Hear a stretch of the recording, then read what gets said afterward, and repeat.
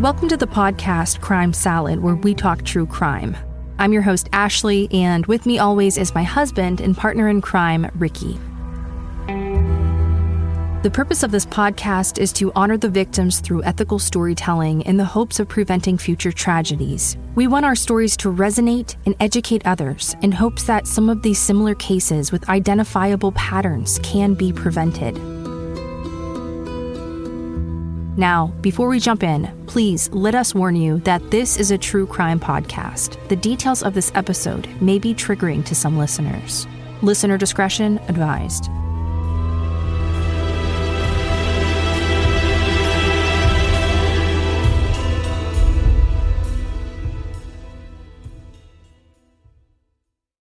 On the morning of June 2, 2018, Chef Daniel Brophy arrived early at the Oregon Culinary Institute.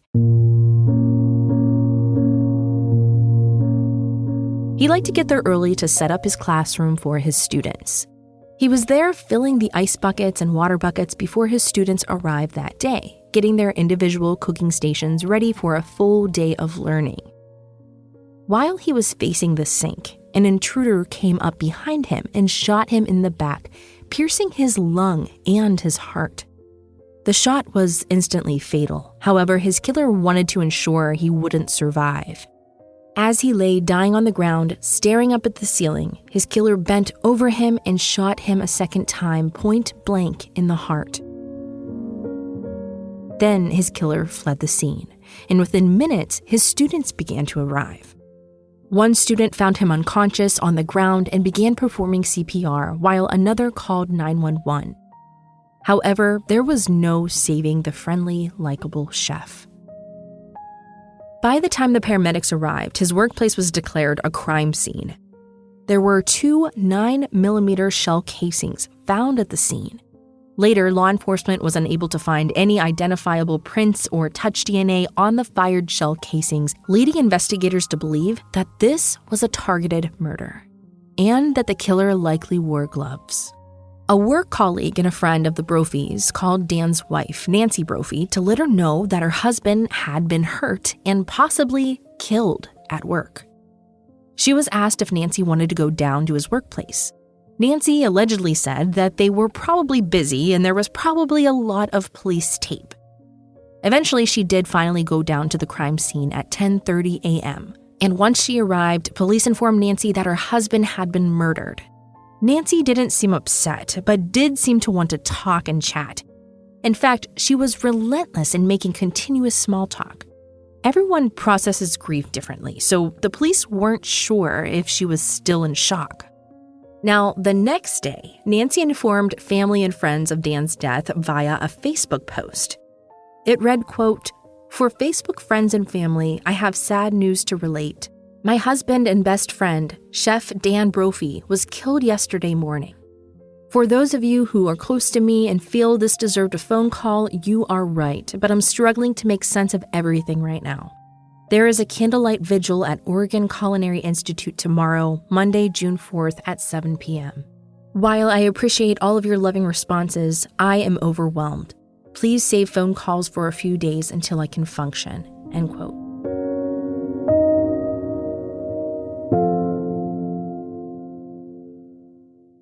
Nancy Crampton Brophy was born on June 16, 1950 in Wichita Falls, Texas. She was the daughter of 2 lawyers and had 1 brother. She moved to Houston for college, graduating from the University of Houston with a degree in economics. Shortly after graduating, she married her first husband, who was a police officer. That marriage was short-lived and didn't produce any children. After her divorce, Nancy, an extrovert, wanted a new life filled with new experiences and adventure. She decided to move to the Oregon coast in the early 1990s. Shortly after arriving in Oregon, she met Dan Brophy, and she met him when she attended the Lee Cordon Bleu College of Culinary Arts in Portland, Oregon. Daniel Craig Brophy, who went by Dan to his family and friends, was born on June 27, 1954. He was born and raised in North Dakota before moving to the Oregon coast. Dan was the instructor for Nancy's very first class at culinary school. Students of his said that he could be very tough at first and held all of his students to a very high standard. However, he was also friendly and witty and became friends with many of his students. One of the things that stood out the most about Dan Brophy was his expertise with all things mushrooms. He would often take his students out to his favorite foraging spots and taught them how to find and identify the best truffles and mushrooms. Dan also ran a side business where he sold his homegrown herbs and mushrooms at the Institute. Dan also occasionally worked as an instructor on how to humanely slaughter and process chickens. Nancy, who was almost 5 years older than her married instructor, took an immediate liking to Dan. The two became close friends over the next 4 years. Once he left his wife and son from that marriage, Nancy pursued him hard and eventually won the affection of the object of her desire. Friends and family attended their large marriage ceremony in 1999, assuming the couple were legally married. They even referred to each other as husband and wife. However, their marriage only became official on June 14, 2016, when they finally filed the paperwork with the Washington County Clerk's Office. At the time of Dan's murder, the couple had been together in a total for almost 25 years. When they were first married, Dan remained a culinary instructor, earning between $50,000 and $60,000 per year. However, he and Nancy also ran a catering business for 10 years, which at one time had over 25 employees and grossed $500,000 a year in annual revenue. Their catering business began slowing down after 9/11, eventually forcing them to cut the number of their staff in half. They closed the business for good in 2006 after the economy crashed. Nancy gave an interview to the Oregonian at the time where she said, quote, "If you laid off 40 people this year, you're not thinking, let's have a holiday party. You're thinking, nobody is in the mood to celebrate." That's when Nancy, a budding romantic suspense author, began selling Medicare and life insurance policies. Now, selling insurance was how Nancy supported herself. However, her love for creative fiction writing was always her first love. In fact, immediately after Nancy graduated from college, she dabbled in technical and business writing. It wasn't until 2013 that she began pursuing her love of writing fictional romantic suspense. Her writing became so prolific that Nancy eventually self-published a 5-book series called The Wrong Series. It included titles such as The Wrong Brother, The Wrong Seal, The Wrong Lover, and The Wrong Husband. Dan's mother, Karen Brophy, would tell law enforcement that Dan and Nancy seemed happy together. She noticed that recently the two were beginning to talk about retirement and selling their home. At first, they had looked in rezoning their own property and selling off some of their land. Unfortunately, the more they researched that option, they discovered that it wasn't a viable option. The cost of rezoning coupled with real estate fees meant that they were better off selling their home outright. At the time of Dan's murder, the couple had about $320,000 in equity in their home. That is when the couple began looking at other properties to purchase. And Dan seemed particularly interested in selling their home and purchasing a smaller plot of land outside of Portland for Dan's famous garden and his beloved chickens. Karen Brophy told authorities that Dan could have easily been content not selling their home and instead staying closer to family. Unfortunately for Dan, Nancy had something more adventurous in mind. She wanted to sell all of their worldly possessions and buy something in either Spain or Portugal and spend the rest of their days traveling throughout Europe. Well, from a review of their finances, it appeared that Nancy's dreams of funding a retirement in Europe were bigger than her retirement funds would allow, which, according to a forensics audit, were practically non-existent. In fact, at the time of Dan's murder, the couple was often behind on their mortgage payments. Yet Nancy made sure that they were never behind on their life insurance payments, of which there would turn out to be many. When law enforcement asked Nancy about their finances, she insisted that things were better than ever. But that clearly wasn't true. In fact, 6 months before Dan's murder, they had taken out a $35,000 loan from Dan's 401k retirement account. And this was about 50% of the total funds in his retirement account, and they used this money to pay off their debt and catch up on their mortgage. Despite these dire circumstances, Nancy had a positive spin on their finances. When police asked about life insurance, Nancy played dumb and said that she thought Dan had a small work policy and she personally had a $40,000 life insurance policy on Dan. Later, police would discover that Dan Brophy was worth $1.5 million after he died. But it would be closer to $1.8 million when you factored in that Nancy no longer had to share the equity in their home. When police asked Nancy about her whereabouts that day, she told them that she was in bed as usual and didn't leave the house until around 10:15 a.m. to go down to the Culinary Institute to check on Dan. And when police asked to photograph her Toyota Sienna minivan, she asked them if they thought that she was involved and objected to the photographs. She told the officers that she wasn't near that crime scene that morning and that taking the photographs was unnecessary. It's easy to see why Nancy initially became the prime focus of the investigation. Within just 30 days of Dan's murder, Nancy called the lead detective on the case and she asked for a favor. In her usual chatty and flirty manner, she asked the officer to write her a letter stating that she was no longer a suspect in her husband's murder. And she did this so that she could collect on the $40,000 life insurance policy. And the officer's response, well, he laughed before he declined her request. They believe that was Nancy's way of trying to find out if police suspected her of Dan's murder. Of course, like any spouse of a murder victim, she was the number one suspect. One of the first questions they asked Nancy is if she owned a gun, which she did.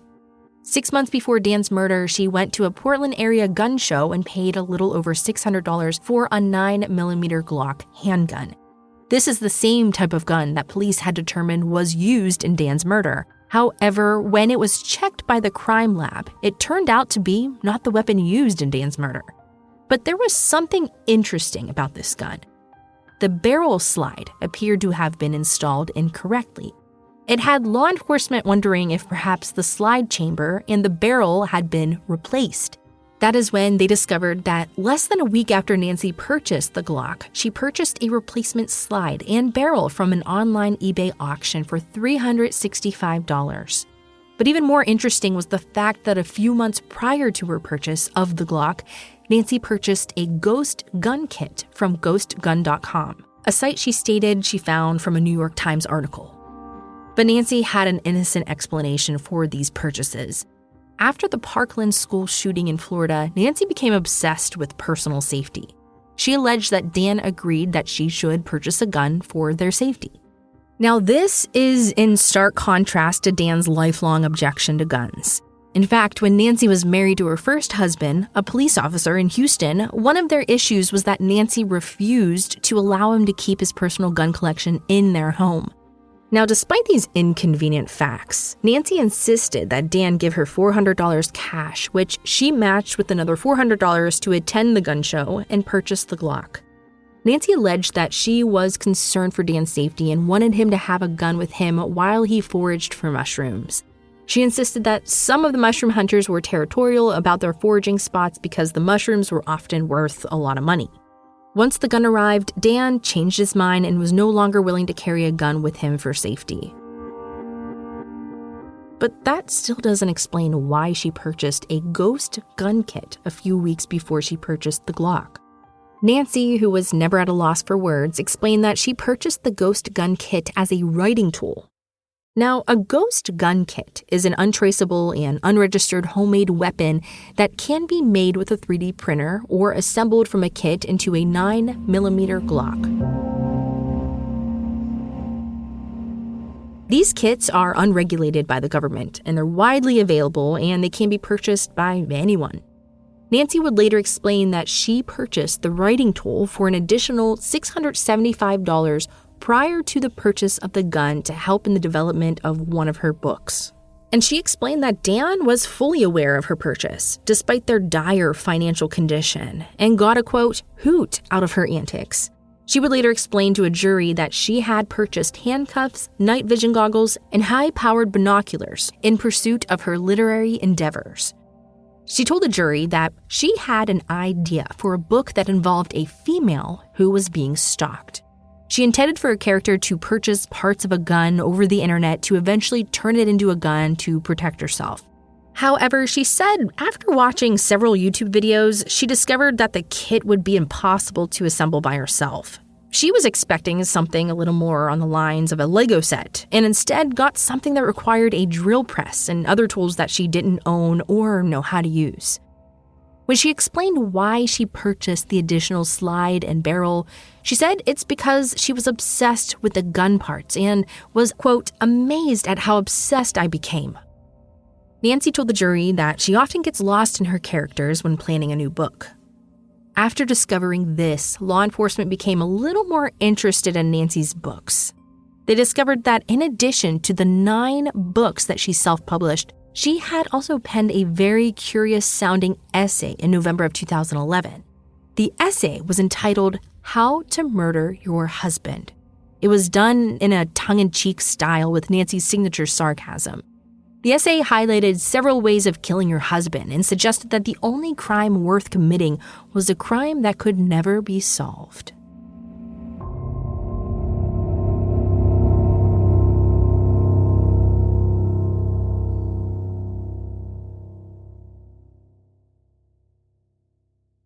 We're going to share portions of it with you. It begins with the quote, "As a romantic suspense writer, I spend a lot of time thinking about murder and consequently police procedure. After all, if murder is supposed to set me free, I certainly don't want to spend any time in jail. And let me say clearly for the record, I don't like jumpsuits and orange isn't my color." Motives. Financial. This is big. Divorce is expensive, and do you really want to split your possessions? Or if you married for money, aren't you entitled to all of it? The drawback is the police aren't stupid. They're going to look at you first. So you have to be organized, ruthless, and very clever. Husbands have disappeared from cruise ships before. Why not yours? Lying, cheating bastard, deception of any sort. This is a crime of passion. In anger, you bash his head in or stab him with a kitchen knife. Most of the time, there's a trail that leads directly to you. Each type of murder leaves clues. A crime of passion does not look like a stranger was involved. And who's left to clean up the blood from your carpet? Fall in love with someone else. Usually finances are also involved here. Let's say your church frowns on divorce. You need to be a widow so you don't fall out of favor with your religion. At this point, I should mention that it also helps if you aren't too burdened by the 10 Commandments. Abuser. This one's tough. Anyone can claim abuse. What is abuse? To a teenager, it might look different than to a spouse. As a motivation, this reason usually comes up after you've been arrested. Not a lot of abused wives dial 911 burning down the house with their husbands in it. It's your profession. Now we're talking. You have the moral ambiguity necessary to carry it off, quick hit, and you fade from the scene. Get your payment up front from somebody else because life insurance probably won't send a check. Options to consider. Guns. Loud, messy, and require some skill. If it takes 10 shots for the sucker to die, either you have terrible aim or he's on drugs. Knives. Really personal, close up, blood everywhere, ew. Garrote. How much upper body strength does it require to strangle a person? A random heavy piece of equipment. Usually this involves hitting someone hard with the baseball bat or the pipe wrench you happen to have in your hand. Poison. Considered a woman's weapon, arsenic is easy to obtain. Worse, it's easy to trace. It takes a month or 2 to kill someone. Plus, they're sick the entire time, and who wants to hang out with a sick husband? Knowledge of pharmaceuticals would be handy. Availability would be even better. A word of caution, watch out for poisons found in nature. They're not a sure thing, too little, too much. Your mother always told you to marry a doctor, now you know why. Hiring a hitman. Do you know a hitman? Neither do I. And an amazing number of hitmen rat you out to the police or blackmail you later. I find it easier to wish people dead than to actually kill them. I don't want to worry about blood and brains splattered on my walls, and really, I'm not good at remembering lies. But the thing I know about murder is that every one of us has it in him or her when they're pushed far enough. What constitutes good romantic suspense is the whys. What happened that forced the person into this situation? How will they justify this action? By the way, he needed killing is not a legal defense. A confidence whispered in the dark is no longer a secret. What if killing didn't produce the right results? Would they do it again? Could they do it again? What if they liked it? Whoa, there's an idea for a new story.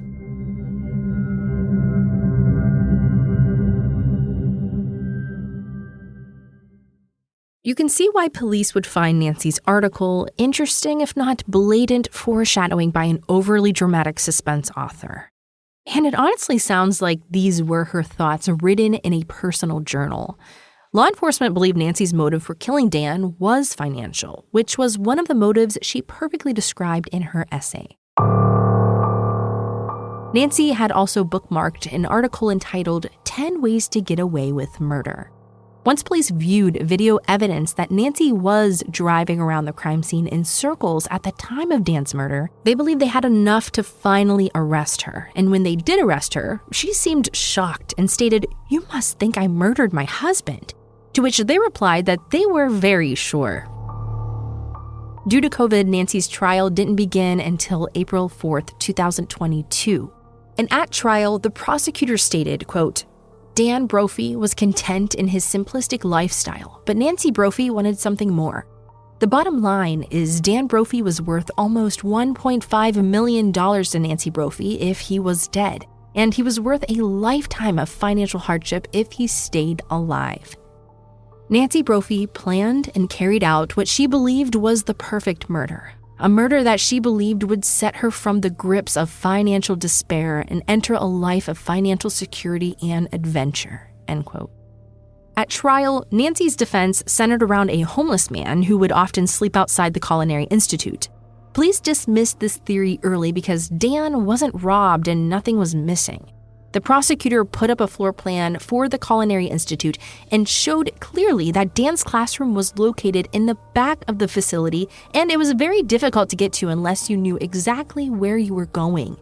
The prosecutor also showed the jury a video from the day of the shooting, and it showed Nancy in her van driving around the facility at 7:08 a.m. and again at 7:28 a.m. when she finally left the area. Nancy clearly lied to investigators about her whereabouts that day.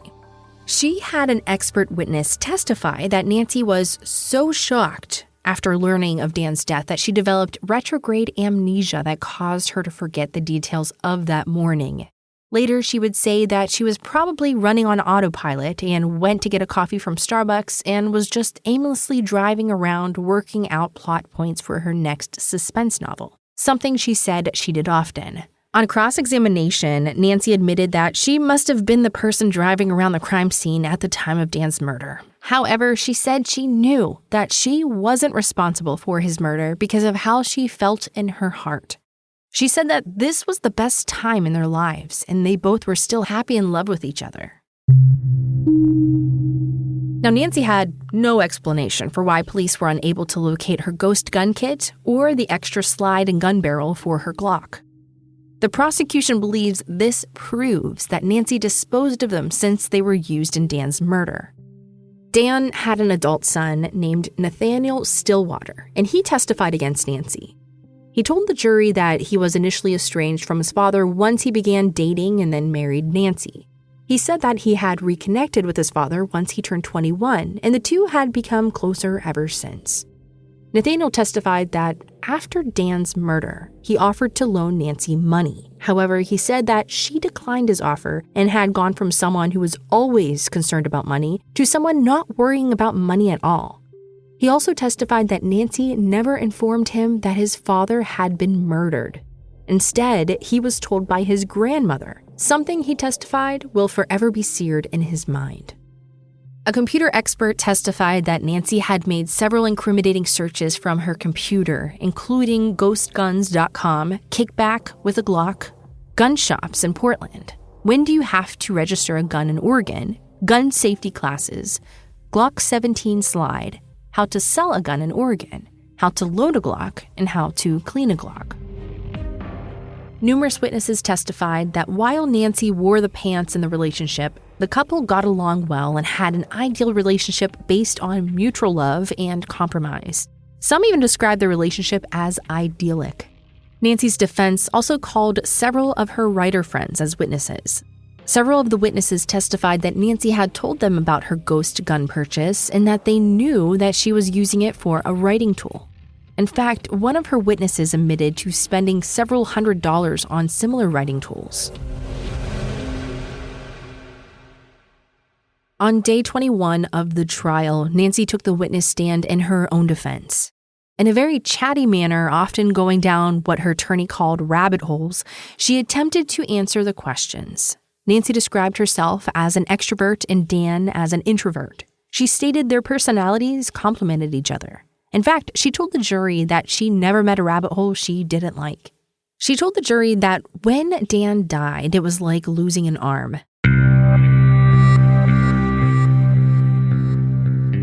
Despite having 6 insurance policies totaling over almost $1.5 million, Nancy insisted that she was better off financially if Dan had lived. On cross-examination, Nancy reluctantly admitted that if Dan had lived past 78 years old, most of that life insurance would have been reduced to just about $67,000. She had no answer to why the ghost gun kit or the slide and barrel she purchased on eBay were never found. And she stated that while she had no specific memory of driving around the crime scene, she did have a distant memory of herself sitting in an empty parking lot writing. She recalled seeing a homeless man walking back and forth near her car, and so she moved her car because she didn't want to be distracted. She explained that she did often drive around with her notebook and she would pull over when ideas came to her. She also told the jury that she didn't grieve publicly because she hates expressions of public grief. She told the jury that it was a worthless endeavor and doesn't accomplish anything positive. She said when she was alone, she was a watering pot gone astray, and she said it embarrassed her how often she cried. She insisted that just prior to Dan's murder was one of the happiest times of their lives. Perhaps she should have clarified this point a little more. On redirect, she also admitted that she believed anyone could be pushed to murder under the right circumstances. At one point in her testimony, she compared the gun parts to omelet ingredients.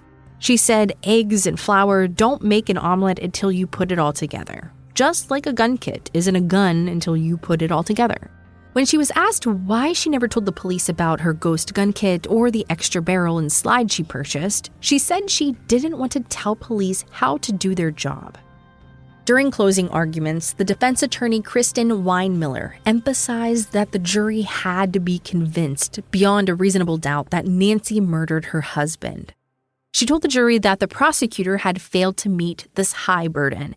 Then she described to the jury how happy the Brophy marriage was based on the testimony of many of the defense witnesses. She criticized the prosecution for failing to prove a motive for Dan's murder. Apparently, she forgot about the $1.5 million worth of motive. She insisted, despite Brophy's recent loan from Dan's retirement fund, that the couple wasn't desperate for cash. She told the jury that Dan didn't want to retire and he intended to work for many more years to come. She said that Nancy, who resembles an adorable white-haired grandmother, could have divorced Dan if she was concerned with money and married one of the many wealthy men who were lined up to marry her. She told the jury the more likely scenario is a homeless man killed Dan with the intention of robbing him but left after shooting him. Then she reminded the jury that Nancy was a planner who was used to planning entire novels with intricate plot points. If she had wanted to murder her husband, she wouldn't have been seen on surveillance camera at the time of the murder. She ended her closing arguments by telling the jury that Nancy's eyes twinkled and sparkled when she talked about the love of her life. The prosecution's closing arguments were delivered by Sean Overstreet. Attorney Overstreet told the jury that Nancy's memory worked fine on a direct examination by her own attorney and only conveniently failed her on cross-examination. He asserted that her memory problems were a convenient alibi. Then he went through the surveillance videos showing Nancy circling the Culinary Institute right before and immediately following the time of the murder. He reminded the jury how odd it was that Nancy never asked the detectives how her husband died. And he told the jury how unlikely it was that Nancy would spend almost $1,600 on a gun and gun parts when she could barely keep up with her mortgage. He ended his closing arguments by suggesting that Nancy needed Dan's life insurance so she could retire to Portugal and travel. Nancy didn't have any living family tying her to Oregon. He said Dan was never going to agree to retire to a foreign country away from his parents, his son, or his grandchildren. And so, the jury found Nancy guilty of murdering her husband, Dan Brophy.